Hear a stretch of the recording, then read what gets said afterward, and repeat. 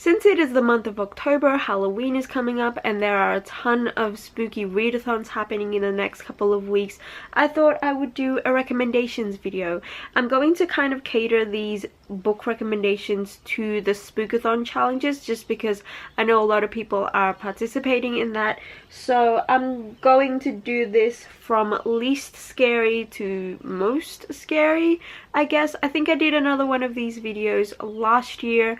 I'm pretty sure I wore the same shirt, but if you want to go check that out, I will leave the link to it down below. I hope I'm not repeating myself in any of these books, but let's just get into it. So the first book I have to recommend is Anya's Ghost by Vera Brosgol. This has purple on the cover and it's also a graphic novel, so that's two challenges that you can complete with one book in the spookathon. This is about a girl who kind of doesn't fit in school and she falls down a well and she kind of becomes friends with this ghost who ends up living with her. So if you are looking for a graphic novel to read this month, definitely check this out.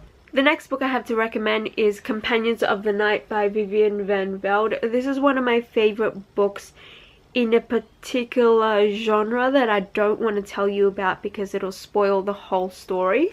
But it's very much more of an action-packed, adventure-y type story. Basically, it's about this girl who goes into this laundromat in the middle of the night because her little brother forgot something there, and she witnesses this kidnapping, and so she acts on instinct and she saves this person that was originally kidnapped. But then when she gets home, her brother and her father have gotten kidnapped by the same people, and so this whole story is about her trying to find them again. Definitely pick this one up, and it also has purple on the cover. You just can't see it because I covered the original cover up because I don't like it, but it's a really great read. Next I have a classic, and that is Coraline by Neil Gaiman. This is a staple Halloween read. If you love Halloween, you will definitely pick this book up, or at least watch the movie every Halloween like I do. I'm sure you know what this book is about,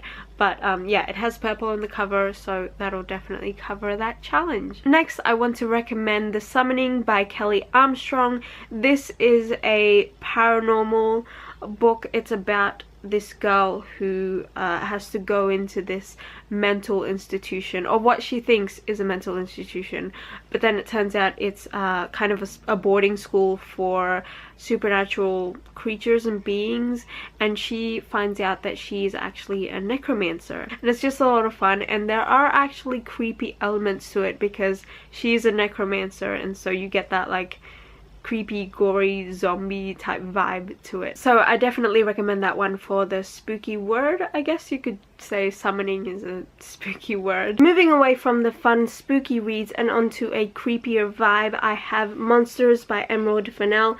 I have a full spoiler-free book review on this if you want to go check that out.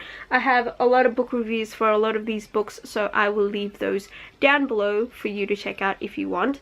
But this is a thriller, mystery, black humor kind of book, and it follows this young girl whose parents just died in a horrific accident at the start of the novel, and so she has to go live with her uncle who owns this hotel by this seaside town. When she gets there, there has been a lot of women's bodies that have been washing up onto the shore, and so the town is kind of super focused on these murders, and she makes friends with this boy that's staying at the hotel, and the two of them are obsessed with solving this murder. Yeah, it's definitely a creepy vibe. Next, I have A House at the Bottom of a Lake by Josh Mallerman. This is again a thriller, and I guess it's a horror. It's considered a horror, but there's like no gore in this or anything like that, so it is mostly a thriller. And it's about this couple, this 17-year-old couple, who go on their first date onto this lake, and they discover a house at the bottom of this lake. They go down and they become super obsessed with this house. They're constantly thinking about it, and I don't want to say too much than that because I think again, it's a thriller, so you have to go into it kind of blind. I just love the writing style. I love the atmosphere. I'm very afraid of lakes, so this was great for me, and it's also a lot to do with obsession, which is something that I'm obsessed with. I love the idea of obsession and people being obsessed with things. Yeah, definitely check this out. Moving on, I have A College Weekend by R.L. Stine. This was one of the first Fear Street books that I read as a teenager, and I fell in love with it. I still really like how creepy and gory this book is, because it's not your usual paranormal R.L. Stine kind of book. It's more of a thriller, and I really like it. It's also super short, so it's great for readathons. And yeah, next is yet another 90s horror book, and that is Trick or Treat by Richie Tankersley Cusick. Don't know if I'm saying her name right. This is a great book to read on Halloween because it's your classic haunted house story with a twist. It's very much a thriller but also a horror as well. And it was set on Halloween, so you have to read this on Halloween. Now we move on to the gore and the blood and all the horrific things that can happen in a book, which is kind of what I'm in the mood for this Halloween. So I have Say Her Name by Juno Dawson. This is a Bloody Mary retelling, and it's about these girls that are at this boarding school, and they one night kind of just play some, you know, games around the campfire, and they tell spooky stories, and then a couple of them go into the bathroom to play the Bloody Mary game, and then shit starts happening, and it's super gory. I didn't actually love this one so much. I am willing to give it another chance, so I do want to read this for the spookathon this week, next week, but I have heard a lot of great things about this book from a lot of different people, and I know that a lot of my opinions can sometimes be unpopular, so maybe you'll enjoy this. I definitely enjoy the cover, which is why I don't want to get rid of this book. But yeah, I'm hoping to reread it, and I'm hoping to love it. Next is one of my favorite books of all time. I know I recommend it all the time, but it is This Is Not a Test by Courtney Summers. I did a full book review on this if you want to go check it out, because I love this book so much. This can cover the books that are not set in this time period challenge for the spookathon, because this is a post-apocalyptic book and it's a zombie book, so there's a lot of gore, but it's also a lot more than a zombie book. The way that I would describe it, and the way that I've heard a lot of people describe it, is it's basically The Walking Dead meets The Breakfast Club. So there's a lot of character building in this, so you can enjoy it for the gore and the thriller, but it's also a really good character driven story.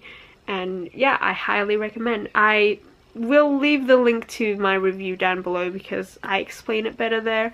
But yeah, Bird Box by Josh Mallerman. Again, Josh Mallerman is a great horror writer. This is another post-apocalyptic book that you can fit into books that aren't set in this time period, and it's about this society that has something outside that they're not allowed to look at, because once you set your eyes on whatever this monster is, you will inevitably kill other people and also kill yourself. So people have to kind of live their lives without sight, and they have to go outside blindfolded, and they have to barricade their doors. It's very creepy. I highly recommend especially listening to it on audio, because I think you get the full experience, because it is a story that doesn't use a lot of sight descriptions, and I think that's, you know, really great if you're listening to it on audio. Next, I have You by Caroline Kepnes. This is one of my favorite psychological thrillers of all time. It's about this guy that works at this bookstore and becomes fascinated and obsessed with this girl that keeps coming into his bookshop, and it's about him stalking her, basically. What the selling point of this book is, it's written in second person, so whatever he's doing to this girl, he's kind of saying it like he's doing it to you. So I highly recommend this book because it's just so creepy. And I also recommend listening to it on audio because that's kind of what I did for the second half of the book, and it definitely made the experience a whole lot more creepy. And the 13th book that I have on the list, yes, I did that on purpose, is The Ruins by Scott Smith. This is another 90s horror thriller kind of book. This follows a group of college students on their spring break in Mexico. They discover these ruins that they think, oh, let's go over there. That seems like fun, even though there are a lot of signs that say that they're not supposed to mess with, you know, things like that, but of course they do because it's a 90s horror movie. And creepy things start happening. This actually creeped me out. Like, there's a lot of horrific things in this. It is very much thriller, so you can use that as your challenge, but it also has a lot of gore in it if you're in the mood for that, which I'm always in the mood for gore. So highly recommend this one. Anyway, that is it from me. I hope you pick up at least one of these books that I recommend because I think they're great, which is why I'm recommending them. I've lost my voice now, so I'm gonna go. I hope you're having a great day, and let me know what you're planning to read for the Spookathon week read along, and I will see you soon.